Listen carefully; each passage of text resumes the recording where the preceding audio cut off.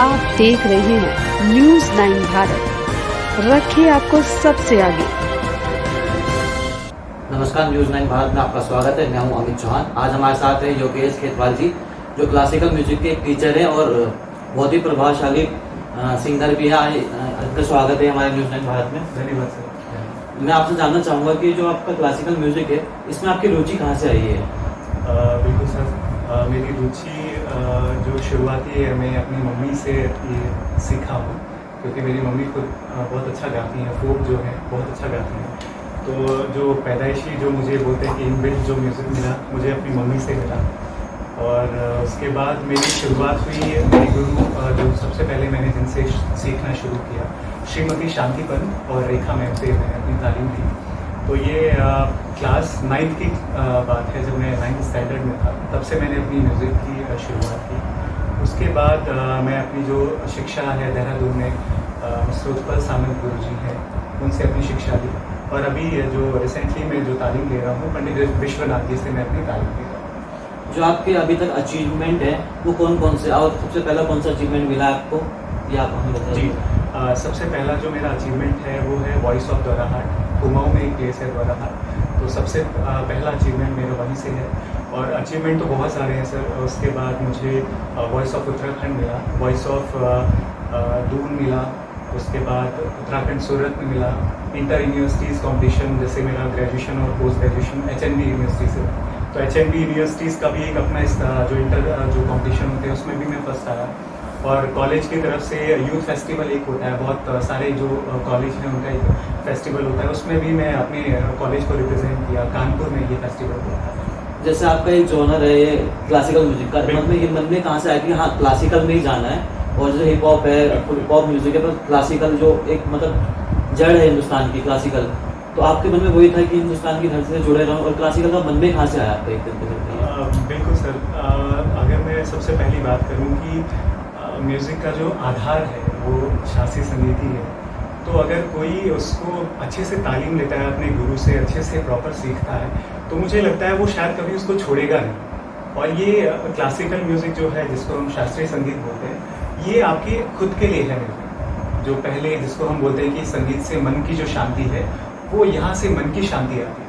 तो मैं समझता हूँ कि पहले इंसान को जो मन की शांति है वो प्राप्त करना चाहिए। तो शास्त्रीय संगीत जब हम लोग सीखते हैं तो वो मन की जो शांति मिलती है, उसके बाद वो इंसान कुछ और मन करता ही नहीं कि कुछ और वो गाए। हालांकि मैं गाता सभी हूँ, पर मेरा अपना जो पर्सनल जो मेरा ये विचार है, जिंदगी में जैसे बहुत कठिनाई है, उसके बाद वो इंसान कुछ और मन करता ही नहीं कि कुछ और वो गाए। हालांकि मैं गाता सभी हूँ, पर मेरा अपना जो पर्सनल जो मेरा ये विचार है, जिंदगी में जैसे बहुत कठिनाइयाँ आती हैं और कई बार हम डिमोटिवेट हो जाते हैं, तो आपने कितनी मतलब ऐसी कठिनाइयाँ झेली हैं और उसे कैसे फेस करें और कैसे आगे बढ़े आप उससे? कठिनाइयाँ तो बहुत सारी हैं, पर यह है कि अगर हम कहते हैं कि हमारा कोई लक्ष्य होता है, हमें किसी लक्ष्य को प्राप्त करना होता है, तो कभी भी हम अपने जो हमारा लक्ष्य है उससे विचलित ना हो या भटके ना, क्योंकि बहुत सारी हमें डिमोटिवेशन, नेगेटिविटी, बहुत सारे ऐसे आपको मिलते ही रहेंगे जो आपको डिमोटिवेट करते रहेंगे, बोलेंगे नहीं म्यूज़िक में क्या कैरियर है और क्या मतलब म्यूज़िक में रखा है। पर यह है कि अब का जो समय है वो हम लोग देखें कि म्यूज़िक के लिए बहुत ज़्यादा स्कोप है, और हर एक इंसान में इतना अच्छा टैलेंट है जो वो अगर अच्छे से सीखे, तालीम करे, तो समाज को बहुत कुछ दे सकता है। तो मैं ये कहना चाहूँगा। मैं यही आपसे पूछना चाहूँगा कि जो आजकल के युवा हैं वो गलत पाथ पे चल देते हैं, कभी नशे में पड़ जाते हैं, तो उनके लिए आप क्या मोटिवेशन, खाली म्यूजिक के लिए नहीं और भी जो फील्ड है उनमें आप क्या वो देना चाहेंगे उनको कि कैसे वो आगे अपने राह पे चल सकते हैं? बिल्कुल बिल्कुल, मैं ये एक सभी को अपने दर्शकों को ये मोटिवेशन वो देना चाहूँगा कि सबसे पहले वो देखें कि वो किस फील्ड में, मतलब उनको ईश्वर ने क्या देन दिया। मतलब कई बार होता है कि ईश्वर हर किसी को कोई ना कोई गिफ्ट देता है, तो पहले वो उस अपने गिफ्ट को, ईश्वर की देन को पहचाने कि वो क्या कर सकता है फ्यूचर में।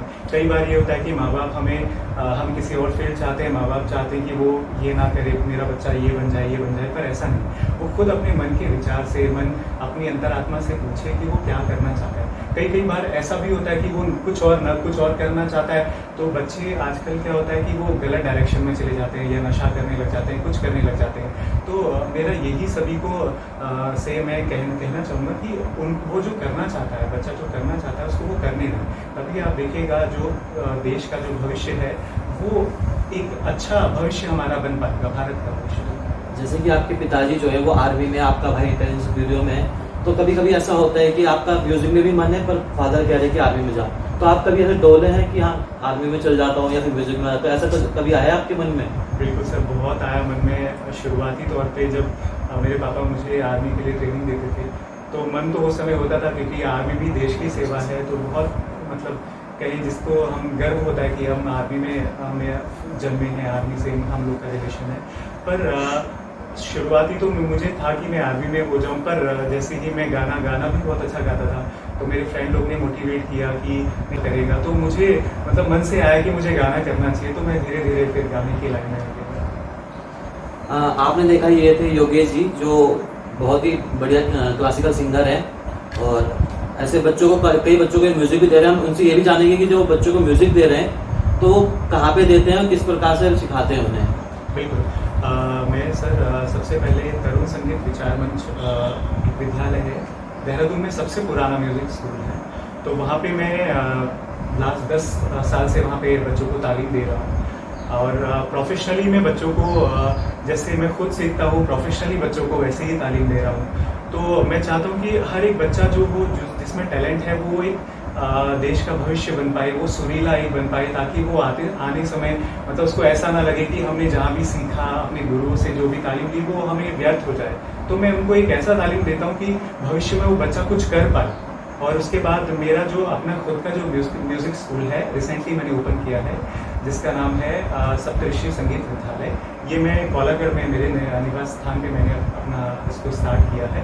तो यहाँ भी मैं बच्चों को तालीम दे रहा हूँ।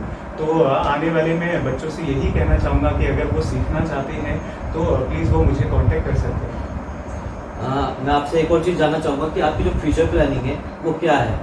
आगे म्यूजिक में आप कितना और आगे बढ़ना चाहते हैं? कुछ आपकी कोई सोच होगी कि हाँ इस लेवल पे जाना है मुझे, देश का नाम रोशन करना है, ग्रैमी बहुत चीज़ें हैं, तो कुछ है आपके मन में अभी? बिल्कुल बिल्कुल, सबसे पहले तो मुझे एक अच्छा गायक बनना है शास्त्रीय संगीत में, ताकि आने वाले भविष्य में बच्चे मुझसे मतलब प्रेरित हो सके कि शास्त्रीय संगीत को कैसे कायम रखा जाता है। अब के समय में लोग जो म्यूज़िक का जो बेस है उसको छोड़ के बहुत सारे जो गायकी हैं, जो गायन शैलियाँ हैं, चाहे वो लाइट हो गई, बॉलीवुड हो गई, हिप हॉप हो गई, इसको तो लेते हैं, पर वो अपने आधार को भूल जाते हैं कि हम लोग ने हमारा म्यूज़िक जो है वो कहाँ से निकला है।